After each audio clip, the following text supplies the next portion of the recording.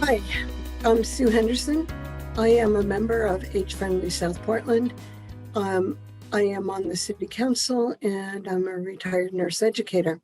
Maxine Beecher invited me to work on looking at assessing the needs of the elderly probably about 4 years ago now. And we have grown and been a vibrant organization since those early beginnings. Some of the things, our mission really of our organization is to help elders in South Portland age in place with safety and dignity. And in doing that, that really benefits the entire community for the things that help both the older people and they also help the younger people. We have, after doing an assessment of the city, we identified several projects based on this assessment. And so we are working on several large headings of projects. The first one is communication. We noted that many seniors do not have internet access or are not real comfortable with the internet. So we have tried to develop communication strategies to reach people that are not dependent on the internet. We have articles in the Century. We have things on South Portland TV. We have them on some fairly scheduled times so people can find them.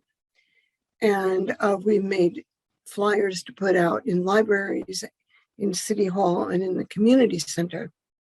And then during the COVID pandemic, we tried to do short videos.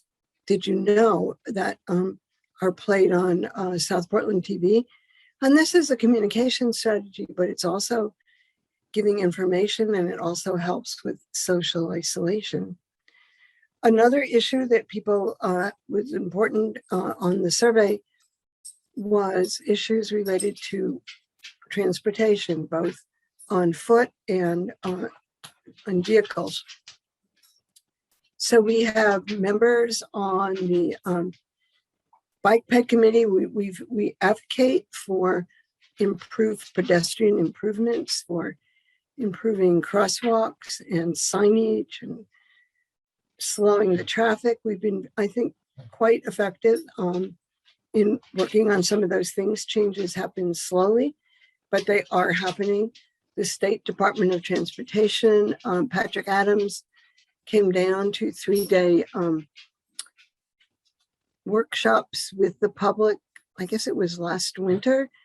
And we have several projects that are to happen to improve crossing and safety in crossing the streets, slowing traffic, making the streets safer for all people. That's the concept of complete streets. Our committee has given some money to the social service department to help people get rides to doctor's visits if they need help to pay for that financially. And we've also worked with the transportation director to make some suggestions and through the bike ped committee about the problem of lack of the large buses being able to access the food pantry. So some arrangements were made to help deal with that issue. Now for homes, there are many things that people would like help with their homes. And we have started off with snow. And the very first project we did was the easiest one, but it's been very, very successful. We have set up with the Public Works Department a process where people can call and request a sand bucket, and it will be delivered to them for free. Age Friendly South Portland buys the buckets, and actually we had a grant from Home Depot for $3,000, I believe, that helped supply buckets. The Public Works Department fills the buckets, and sometimes they deliver a few, but they're often too busy, so we have volunteers deliver the sand buckets. Last year, for the first time, we put up sand barrels in Knightville and Thornton Heights, where people could reach in and sprinkle sand on icy sidewalks in those two neighborhoods. And we achieved the goal of having volunteers shovel sidewalks for people.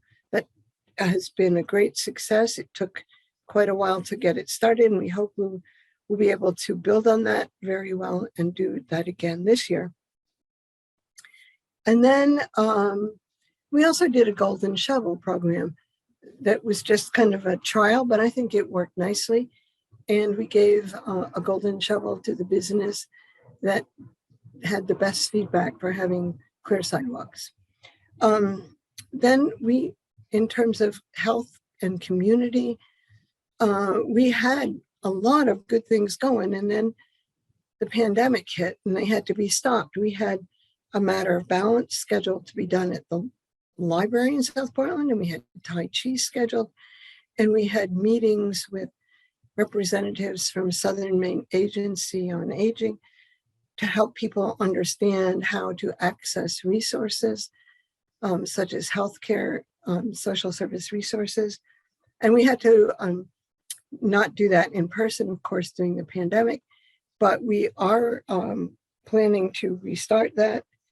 And that will be coming along as the health COVID system allows. We have, we mentioned doing the, did you know, videos that have information, but they're also geared to trying to connect people with their community. We have done some video of Tai Chi at the community center that's been on community television.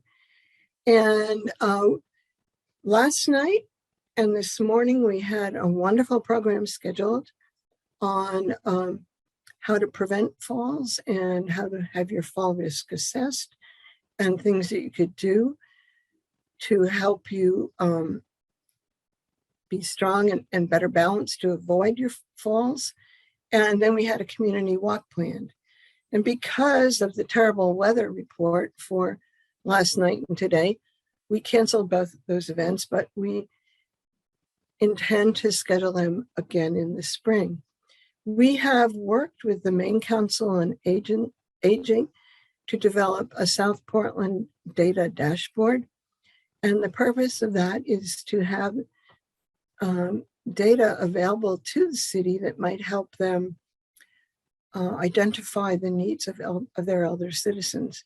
And we're a pilot study because this is a very big issue statewide. So we are a pilot project for an urban environment, but there'd be rural and smaller towns having pilot projects too, and eventual dashboards.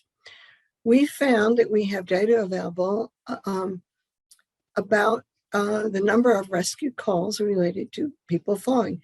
Now, these can be looked at without having access to any people's names. It's all confidential data. It's just number of people who have fallen.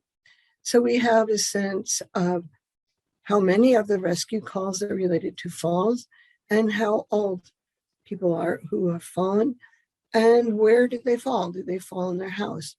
Now, what we'd like to work on to develop further is if we can assess why someone fell, and that would involve having the person who fell give permission maybe to have someone come into their home and talk with them and see if there were things in the home that were maybe contributed to falls, like poor lighting or slippery throw rugs or dog toys or toddler toys, that kind of thing. Or maybe they needed a handrail.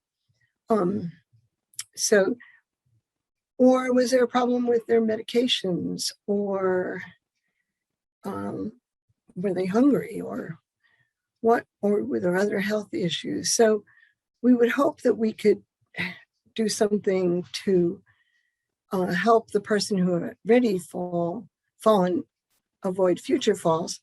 But then we really want to focus on people who are young and healthy, vibrant, understand that, okay, you need to start when you're fairly young, and you can keep yourself strong and improve your balance. So as you get older, you're not an increased risk of falls, because just the normal aging process increases your fall risk for a wide number of reasons that we can't list here.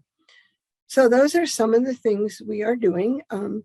We are an AARP friendly city. We have to write an action plan to be certified, and we're trying to get that done this fall.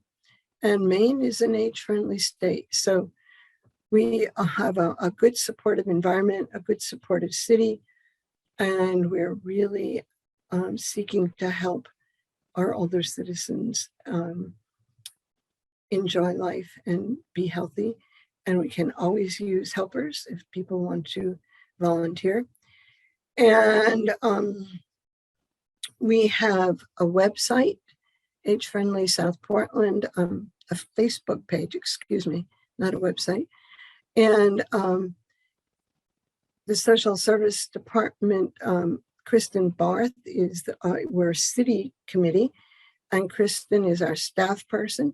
So we could be reached through the city, could be reached through me on the city council, but probably I would try first through the Facebook page, Age Friendly South Portland.